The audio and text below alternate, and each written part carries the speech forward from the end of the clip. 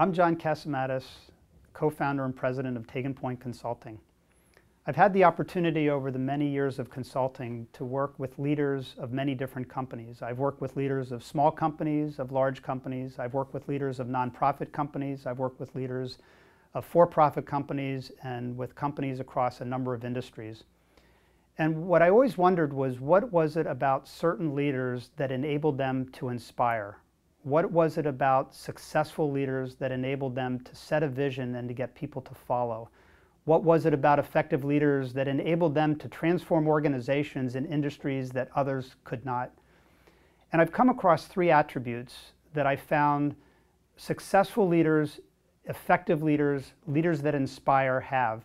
These certainly aren't the only three attributes, but they're three attributes that I've come across, and I want to share those. The first is setting a vision and aspirational goals. Effective leaders set a very clear vision.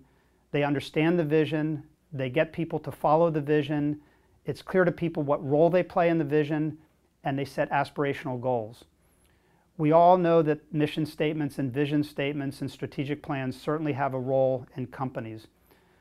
But think of one of the most effective leaders of our time, Martin Luther King.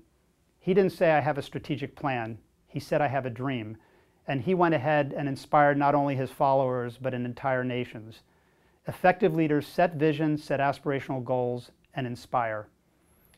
The second attribute is around values and around culture. There's a saying that culture eats strategy for lunch, and how true it is.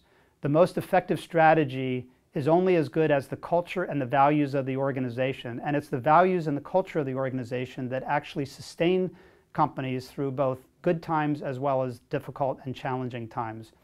Good leaders lead by behavior, they lead by example, and they're very clear on what the values and the culture of the organization is.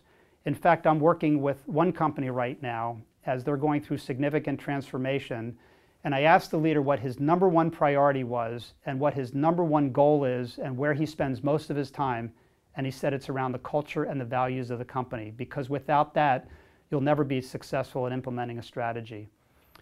And the third thing is around the surrounding team. Effective leaders, strong leaders, leaders that inspire, surround themselves with a strong team. They surround themselves with people whose skills complement them. They surround themselves with people that have diverse opinions.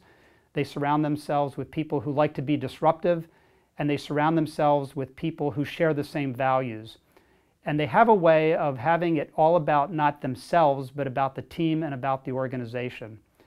And furthermore, not only do they stay connected with that leadership team, but they stay connected with everybody in the organization. They're accessible, they're in the trenches, they meet with people, they have the pulse that everything that's going on in the organization.